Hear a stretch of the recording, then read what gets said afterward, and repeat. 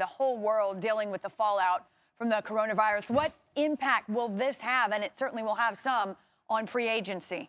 Well, it's had an enormous impact already, Wendy, and obviously some people around the league are amazed that this week is going on the way that it is and that agreements are being entered into. But the fact of the matter is it's going to be a different year, and the NFL sent out a memo today to teams after talking with the NFLPA. There's not going to be free agent visits. There's going to be physicals that both groups, both sides decide to agree upon. The physicals can be done where the player is or at a mutually agreed upon site to limit the amount of travel. The NFL also today said that nobody will be allowed, the players will not be allowed in the buildings for the rest of March. They have suspended indefinitely the team's off-season organized training activities. So usually the new head coaches in the NFL, there are 5 this year, they would ordinarily get to start their programs on Monday, April 6th, a couple of weeks ahead of the other teams in the NFL. And those programs, those OTAs, have been suspended indefinitely, so they will not even exist this year. So if you're a new coach like Mike McCarthy in Dallas or Kevin Stefanski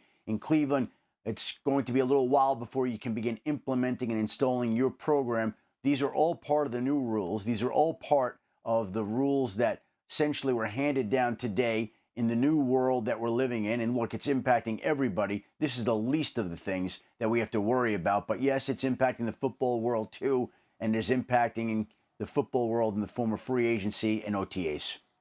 Schefter, thank you. And obviously I asked this, Mike, with the understanding that there are far bigger things. But as a GM, and you'll have to just, I guess, because this is a first for everybody, and you look at some of those restrictions necessary as they are, how would this affect the job you have to do? Yeah, 2 things come to mind. And speaking to a couple of teams tonight, it's really inconceivable how they're going to handle these physicals. We're talking about tens of millions of dollars around the first 15 minutes of this conversation tonight. And we're talking about players going to a third-party neutral physician. If you're running a team, you want to get your own doctors on these players just to make sure there's nothing unforeseen. So there's 2 things you need to sign an NFL contract. You need a signature and you need a physical. So that still needs to be resolved. How in good conscience can you sign a contract when your own medical staff doesn't actually examine the player? And you know what? And furthermore, look, having been through 2, for lack of a better term, ridiculous free agent periods in my career in front office, multiple in Washington, and then one in 2011 in Philadelphia, obviously coming off the lockout. When you have no time with your team, with free agents that are you're trying to indoctrinate into a new program, and right here you see that there may not even be a program this offseason, and you're dealing in the first 24, 48 hours and throwing around this kind of money for players you're not even going to see. One, your doctors, your own organization isn't going to see, right, and your doctors in particular aren't going to see, and you're writing checks like you're writing here. I'll tell you this, I would not want to be making these decisions. But it's agreements in principle that, I mean, I hear what you're saying. Yeah, but yeah. I mean, but and by the way, it's a very hard way. The free agency is a hard way to get right anyway. It's hard to get those, as much as it seems like, well, we know these guys, they're known commodities. We know that's not true. Yeah. We know it doesn't always work that way. Right. And right now, you really are just rolling the dice on some of these guys. There aren't a ton of recent examples where a player has gone to the team, taken his physical, and not passed it and had to re-enter free agency.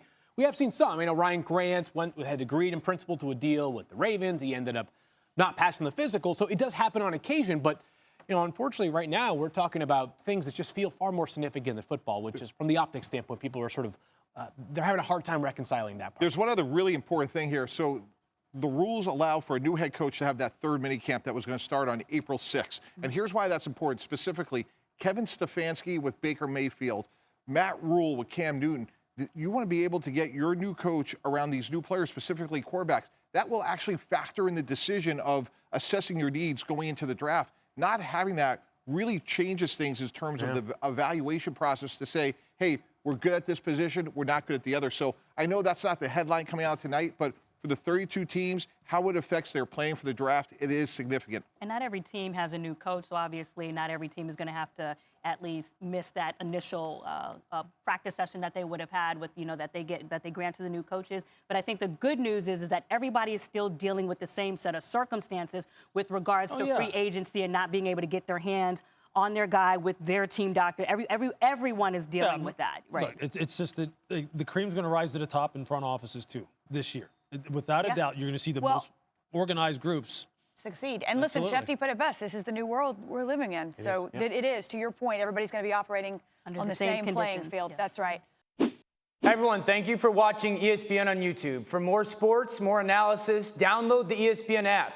And for live streaming sports and premium content, subscribe to ESPN Plus. We'll see you there.